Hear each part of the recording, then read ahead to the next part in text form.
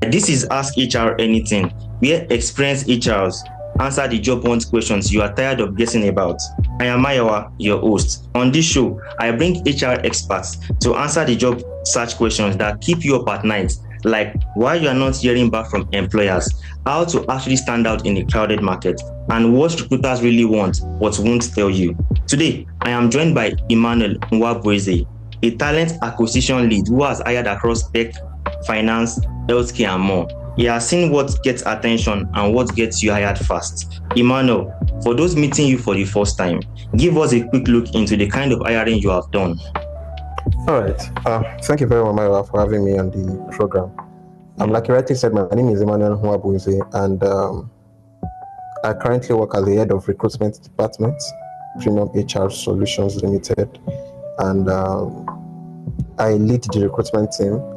I lead the entire team in the department towards achieving the goals of the company. What we do as a company is basically consulting.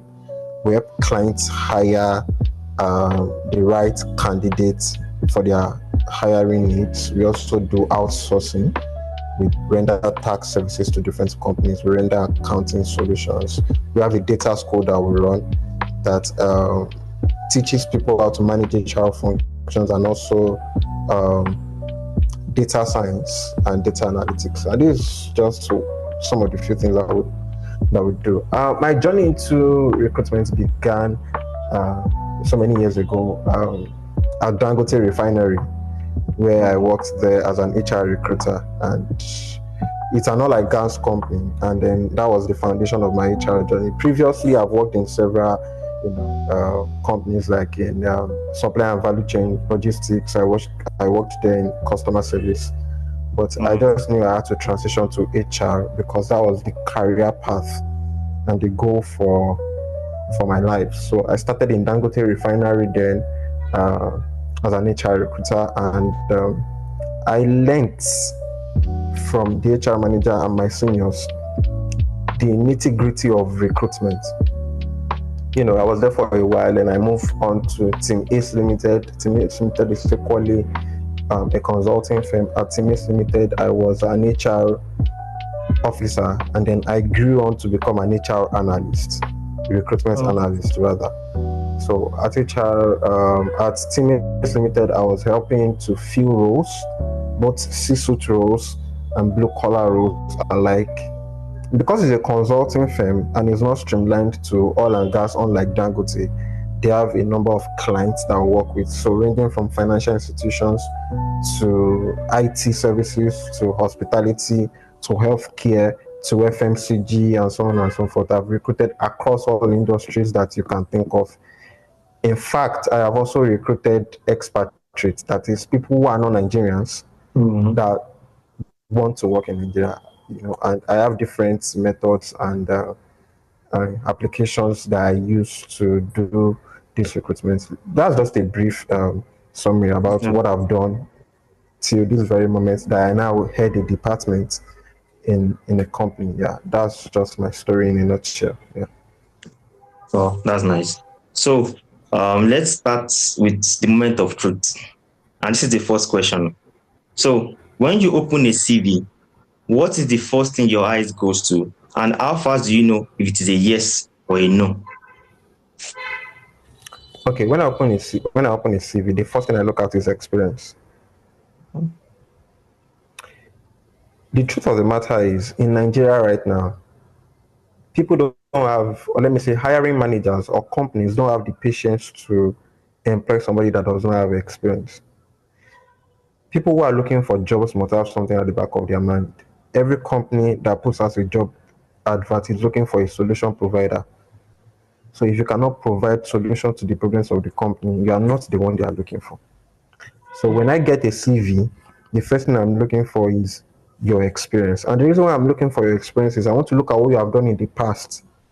If it looks like you have been able to provide solutions to the kind of problems we have, your experience will tell me that, and that is why I look at your experience first. When I look at your experience first, if it matches my job description, then I look at your educational qualification. Once those two are once you check the boxes of those two, every other thing is minimal. So experience and qualification. Okay. Okay. So let's move on to the next question. What's one big mistake people make?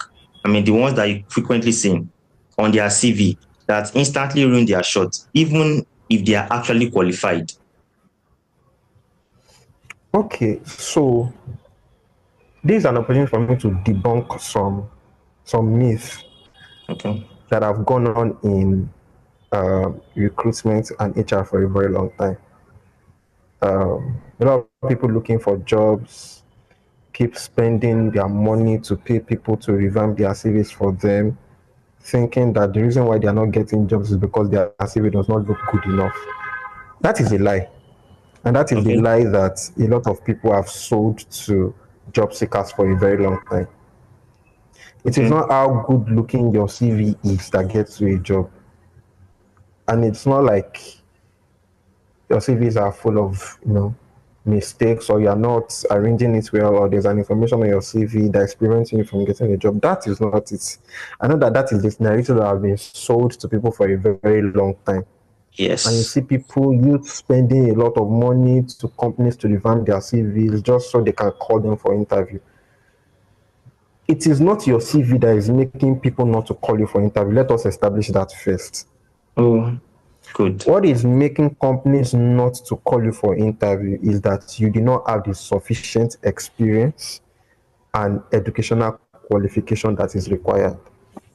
Let me tell you something. If you have the experience that a hiring manager is looking for, and you have the educational qualification and skills they are looking for, see, even if your CV is not good looking, the recruiter will ensure that he or she helps you revamp and arrange your CV. Because a mistake people don't know, or a fact that people don't know, is that the recruiter is more interested in you getting the job more than yourself. Because the recruiter is getting a lot of application and he has a lot on his table. So he's looking Hmm. for who to hire as quickly as possible, Possible. as fast as possible. So the recruiter is more interested in you getting the job even more than yourself, because it will save him a lot of stress. Because do Hmm. you know what it is like to review 1,000 CVs and find nobody qualified from that 1,000 CV, and you have to Wow. go and look for another 1,000 CV? Thousand. It's a lot of work, it's a lot of stress. Yes. A Sorry. recruiter just wants to look at a CV, pick the best candidate, and move on to other assignments on his table. He does not want to keep going through a role over and over Over again. and over So again. a lie has been sold to a lot of people Hmm. that it is your CV that is not making recruiters call you. It is not true. If you have the needed experience, the skills, and the educational qualification, even if your CV is not good looking, the recruiter will make your CV good looking for you. Hmm. So let's clear that first of all. So, and I'm Good. not saying this to say that your CV should appear anyhow. Of course, if now imagine a scenario where I have 100 qualified and experienced people, 100 qualified and experienced people who are all a good fit for the role. Of course, I'll go for the one that the CV is readily appealing and looks Hmm. arranged and is devoid of mistakes. But the reality Okay. in Nigeria right now, we have a shortage of talent. We are just Hmm. churning out graduates from institutions that have no experience or cannot provide the needed skills to be able to thrive in the marketplace. So we have shortage of talent. And because of the situation in Nigeria right now, CV looking beautiful or looking good is not what we are looking for as recruiters. We are looking for people that can do the job. And the people that can do the job are those that have the experience and the qualification, right? So mistakes in CV is minimal. If you have the experience and you can do the job, a recruiter will fix your CV for you. So focus on what is more important. It is not revamp. If you revamp your CV and you make your CV looks beautiful and you can't do the job, to what end? You can't provide solution. To what end is your CV looking good? You just keep attending interviews and you keep getting rejected at the end of the day. And a smart recruiter will even not call you for an interview, because a smart recruiter knows that what I'm looking for in this CV is experience. Once the experience is not there, I move on to the next person. Every recruiter spends maximum of 6 seconds reviewing your CV. So we don't have time. We really don't have time to be reading your CV line by line, Yeah. looking for mistakes. Because we don't even have the time. Mm. People that want to make money from job seekers are the ones saying that you have to pay to make your CV look good so that you can be invited for an interview. No, that's not what makes you come for an interview. What makes you come for an interview is your experience. Have you done this thing before? Can you replicate it in our company and provide solutions to our problems? That's what gets you invited for an interview. Once your experience is intact, we will fix your CV for you. Your CV does not necessarily qualify you for the job. It's your experience that qualifies. What I'm saying is that having a nice CV without having experience will not take you anywhere. Yes. If you have the experience, but you don't know how to pen it down, by all means, you can actually revamp your CV. Let somebody help you look at your experience and let you the person help you pen it down the way you should. Good. So, what about people who are entry level job seekers? So, what is the criteria you use to judge them? All right. So, for entry level applicants, this is my personal advice, and it is my opinion because it has worked for me. Okay. If you recall, while I was making my introduction, I said that I was working in customer service for a supply and value chain company, and I knew that I wanted to function in HR. But remember, I said that what gets you called for an interview is experience. Now, I needed an HR experience, and I did not have an HR experience. No company is going to call me to say, "Oh, you spent 5 years in customer service, come and work in HR." No, you don't have HR experience, you will not be qualified for an HR experience. You know what I did? I began to apply for internship roles. Internships, good. That is the surest window to break into any department or career path of your choice. Meanwhile, I was working in customer service. I had a BSc, I had a master's degree. Wow. But because I want to function in HR, I had to go through internship, taking a pay cut. So if you are the one, see, when it comes to career and career talk, if money is at the hierarchy of your values, you will not make progress in your career. If what you are looking for is money, I want to make money, you won't make progress. Because internship will not pay you like an experienced person. Yes. Right? So I had to take a pay cut and go through internship, and they were paying me lesser than I was earning before. But I was fine with it because I know that this is the career path I want to choose. Yes. And I want to work in it. Right? Eventually the money will come. Sure. With experience. Because that entry level, what that internship will do to your CV is that it will give you something to leverage on in your next job application. So a recruiter will pick up your CV and say that, "Oh, you have interned in this place, you have an experience, you have an idea, you come and work for us." But that internship is not there. There is nothing the recruiter wants to leverage on to be able to invite you for the job. So my advice to people who wants to break into any department of their choice or career path, go for internship roles. Good. Go for internship roles. Apply as much as you can. Be able to convince the recruiter that I have a passion for this job. I have a passion for this role. I know I don't have the experience yet, but I'm willing to learn. I'm ready to learn. That's the way to. And you must know that they are not going to pay you as much as you want. But the value you are getting from internship will make your CV desirable in future by recruiters. So internship is the way to break into any industry of your choice. Unfortunately, a lot of youths today don't have the patience for industry to make money. It does not work like that. You just keep going around the circle. Just keep going around the circle. Before you know it, your time has been wasted. Your mates have gone ahead in life to do other things, and you are still in that one spot just because you are looking for money. No, in career path, we don't look for money. We look for value. We look for experience. So internship give you the needed experience. That's my advice to people seeking for entry level roles. Just go for internships. Yeah, I mean, I really love this thing you talked about. You not looking for money first. I mean, a lot of interns I've spoken with, a lot of them are looking for paid internship because I mean, my startup, we needed to bring in interns, and a lot of them were actually asking money. I mean, it felt to me maybe I wasn't doing the right thing. Maybe I needed to pay them as much as they needed, but then now I understand that they need to change their mindset if they want to achieve that which they want to get. Thank you for that. Yeah. So let me say one thing. Okay. On the flip side, right? Also, as hiring managers and as owners of companies, you must be very sensitive to the peculiarity of the country that we live in. Okay. Right? Okay. Unpaid internship can work in some countries where we know that the economy is good and the people are depending on other members of the society for sustenance.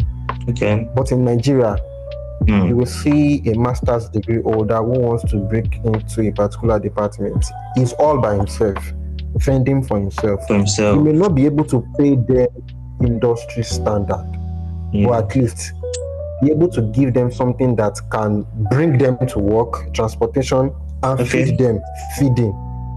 Okay. You must be able to give them what to bring them to work, transportation at the minimal, and feed them. You may not be able to pay them industry standard, but I don't think unpaid internship in Nigeria, as at the way the economy is right now, is fair enough. Okay. When I say that job seekers, entry level applicants should not look at money, what I'm trying to explain is that they should not expect industry standard payment. Okay. Yeah, you can get stipends for their internship. Okay. Thank you for that. So, the third question. Everyone watching this has felt it. Silence after the interview. Getting ghosted with zero feedback. So, why does that happen? And when you are close to making a hiring decision, what are you really looking for? I mean, you've spoken about experience and education. You asked two questions. You asked two questions. Go on. The first question is somebody has attended an interview and then is expecting a reply and didn't get the reply. Why does that happen? There's a way I want to answer this question, and I'll be very realistic. And I'll try as much as possible not to paint the HR department as a very unserious department. Okay. But the thing is that in Nigeria, manpower is a problem. Okay. Now, imagine a recruitment department that has just 2 or 3 people in the entire department responding to over 5,000 candidates that applied for a job.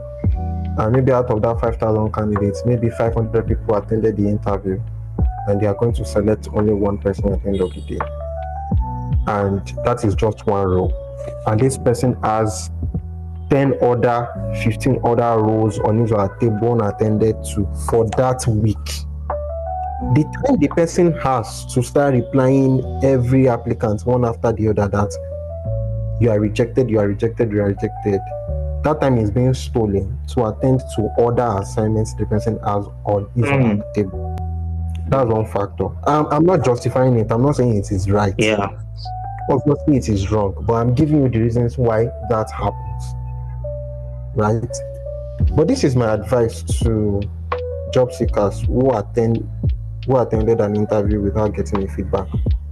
Stop the recruiter. Keep calling the recruiter, keep sending email, keep asking for feedback.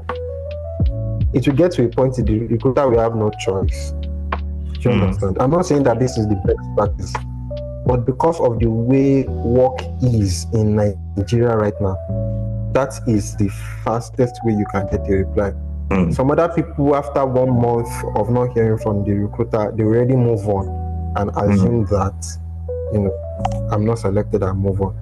But for you who feels like you did very well in this interview and you deserve a response for your time, I will say be persistent in ensuring that you get a feedback from the recruiter, and the recruiter will definitely give you the feedback. This one thing is for sure: there is no job seeker that will call any recruiter that will not get a response from the recruiter. Okay. Right? So if you are persistent, you'll get a response. That is to the job seekers. Now, to fellow recruiters, let's ensure that we always give response to everybody who attends our interview. The reason is this: the person may not be qualified for that role now. It does not mean that the next opportunity the person will not be qualified. It's fine. So the way you treat the person today will determine if the person will attend to you tomorrow, because they're the ones that need you now. Tomorrow you may be the ones needing them. When a job opportunity comes now, you suddenly remember that there was this guy I interviewed one time that he was not qualified. That guy will be a perfect fit for this role. You now start looking for the guy, and the guy remembers very well that you were the one that interviewed me that did not give me a response. It will not be his own turn to not attend to you. This thing happens a lot. Wow. So as much as we understand the veracity of work, the enormity of work on our table as recruiters, let's ensure a simple broadcast message, a broadcast email where you can put every unqualified candidate in, like they call it blind copy. You can just blind copy everybody that is unqualified and make them understand that they are not qualified for this role at this time, but they can be open to applying for other opportunities. We go a long way to at least make them to even move on in their career. And then by speaking, you are establishing a relationship with them. But leaving them, ghosting them, not saying anything is not the best industry practice. It's not even an HR practice, to be honest. But Nigeria with its peculiarities and all that. I don't do it. I personally respond to my client every step of the way. I tell them, we'll be reaching out to you for an interview. After the interview, we'll tell you we are reviewing your interview. We'll get back to you with the response.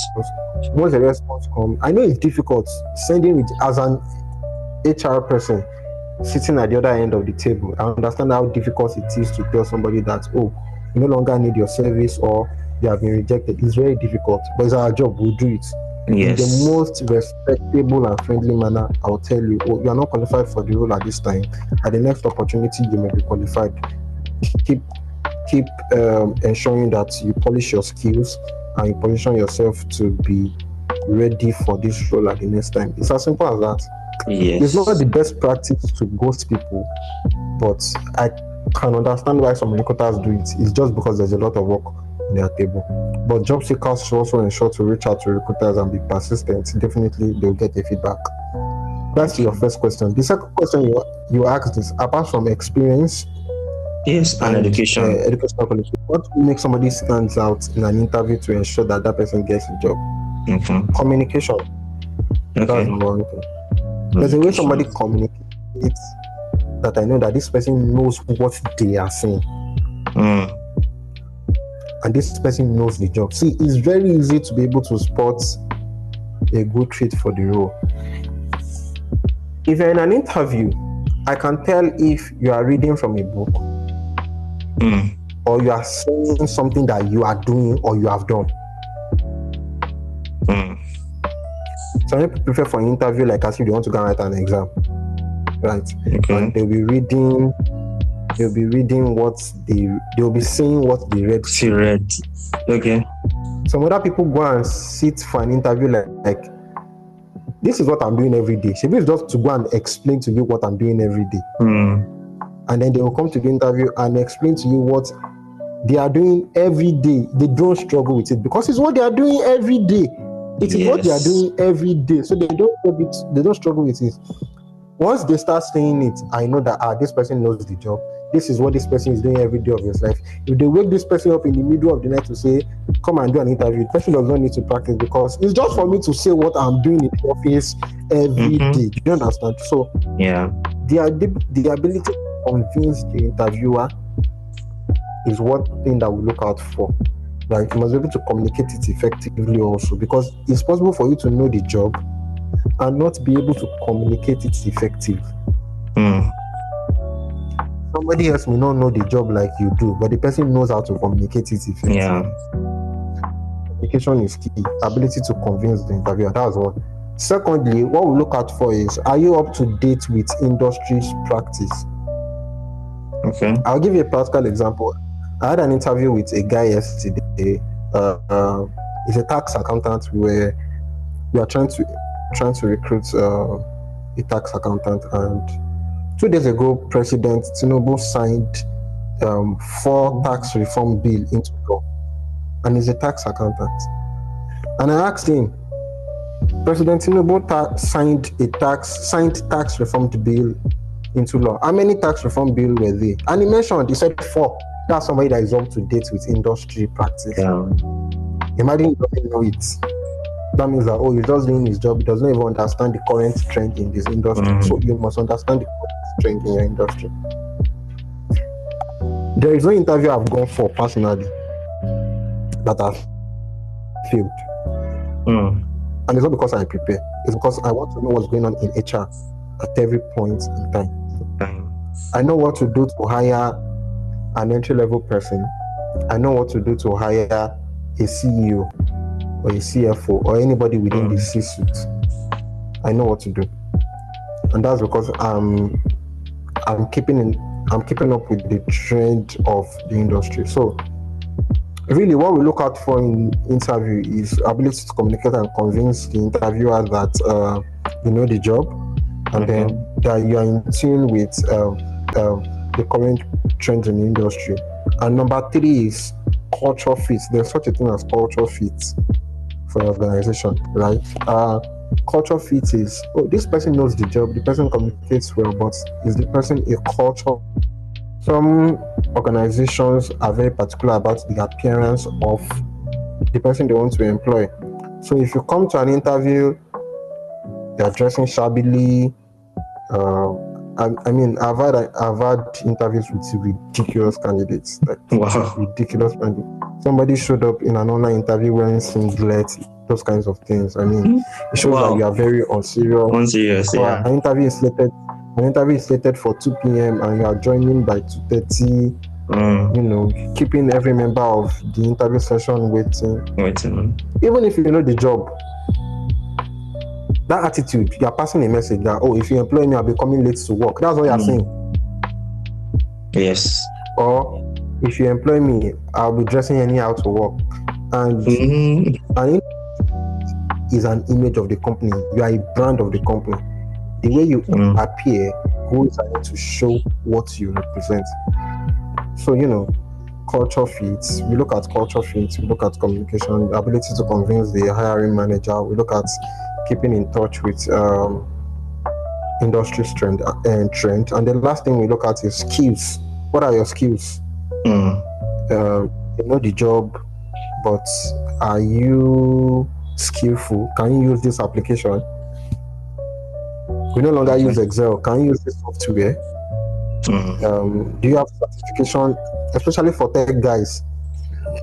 For tech guys in those jobs that require technical skills.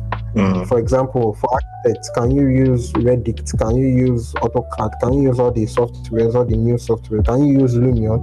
For IT auditors, can you use ISO 2000? Can you use all those? Yeah, so we've gone past the age where manual application is what we employ, like maybe Excel and all that. We have the skills, we have the tech. We look out for those two. Yeah. Okay. So the 4th question.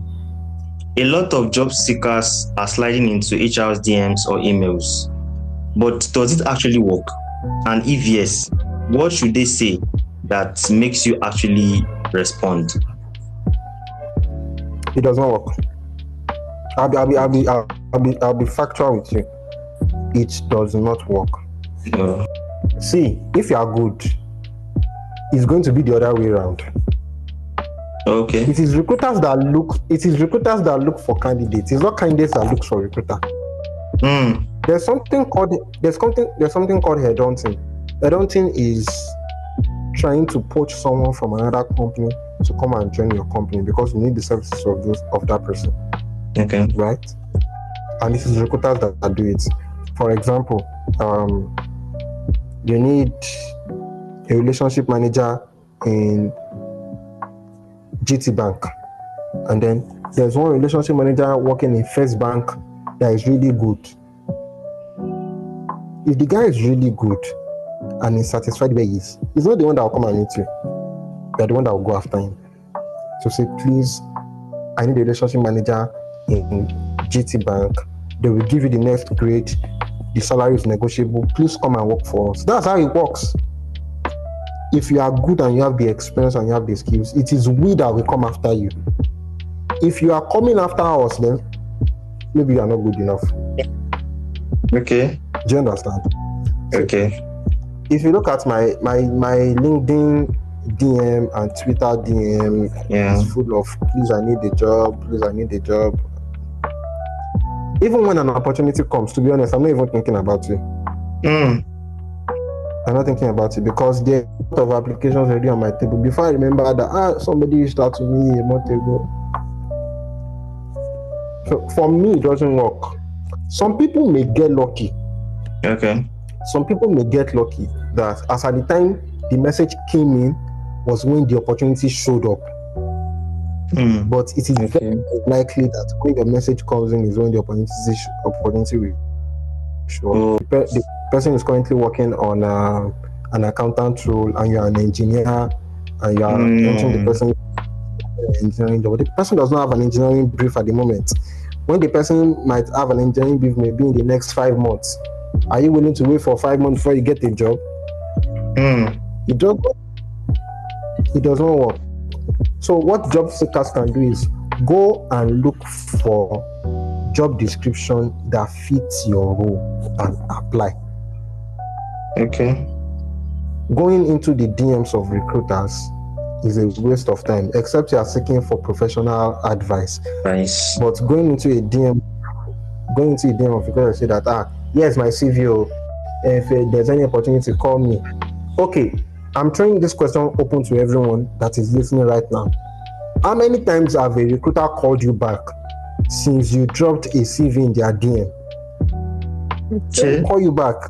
The only time they will call you back is when the opportunity arises as at the time you send that DM. If you are good enough and you have the experience, we will be the one looking at come looking after you, not the other way around. Yeah, so that's how it works. Why I mentioned poaching recruiters does not work is because of the way people do it. People just drop their CV and said, I'm looking for a job. If you have one, let me know. It does not work. You are not seeing yourself as a solution provider. You are seeing yourself as somebody that is hungry. Yes. That does not have food to eat. Yeah, exactly. If I'm hungry, I does not have food to eat. Come and give me something to do so I can be able to do. That's what you are doing. You are not saying, your company has this problem. I can solve that problem. Yeah. If you come with that approach that your company have this problem, I can solve that problem. Even if they don't know they have that problem, begin to pay attention to it. Yes. And then you'll be the next guy they are looking for. So exactly. Work. That's a really big eye opener. Okay, so the fifth question, you have to be very honest with me. So what is the weirdest or pettiest reason you have ever rejected the candidates?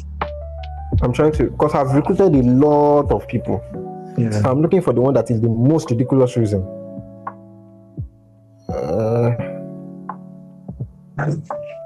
Why I rejected the candidates. Okay, this one is ridiculous actually because the guy came wearing slippers. Jesus. Wow. Came wearing slippers. So it's actually a driver. We're recruiting an executive driver for the CEO. Okay. And if you know who executive drivers are, they are not just ordinary drivers. Do you understand? Drivers that are driving CEO of multinationals, of big companies, right? His CV looks great, which is the reason why we invited him for the interview, right? But he came wearing slippers, he was wearing jeans, he wore polo. He's learned. It was just a turn off, so we just had to reject him. I mean, I've had so many ridiculous reasons to reject people, but that one just stood out that day. I mean, Oh, just reduced to that. So okay. we rejected him. I will list 5 resume elements and you will rank them from most to least important. So what actually gets someone hired? So CV length, quantifying results like generated 20 million naira in sales as a marketer, then visual layout, relevant experience, then clarity of what they actually did. Top of the hierarchy is relevant experience. Okay. Then followed by the deliverables. Deliverables is what they actually did. Okay. Okay. Then followed by the achievements. Followed by the achievements. Okay. The achievement talks about I've been able to sell this amount of money within this stipulated number of time. That's achievement. Then followed by the layout of the CV. Okay. I recommend using Microsoft Word to do your CV. See, it is a CV. It is not a graphics design. Okay. Yeah. Remove your picture from it. Remove your picture. Some people the reason why you need to remove your picture is because picture plays a role in the sensibilities of your hiring manager. Okay. Either you know the job already, you can do the work, and maybe you are not as beautiful as the manager perceives you to be. Okay. It will not play to the sensibility of the hiring manager. You should allow them to see you speak at an interview. Let what you are saying at the interview be the judge, not what you look like. So take off your picture from the CV. It is not a graphic design. It is a CV. Okay. Let your CV be as simple as possible. So I recommend using Microsoft Word. You can save it in PDF so that nobody will tamper with it, but let the layout be Microsoft Word. Okay. And then for entry level, your CV should not be more than 1 page. Okay. For experienced people, okay, for entry level, your CV should not be more than 1 page. For mid level, your CV should not be more than 2 pages.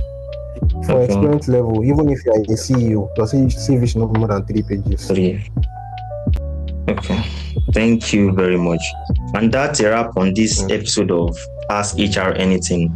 And big shout out to Emmanuel for breaking down what HRs are really looking for. I mean, you've enlightened us a lot on this program. So if you are ever stuck, ghosted, or clueless about what you did, why you didn't get the job, follow for more answers straight from the people who actually hire.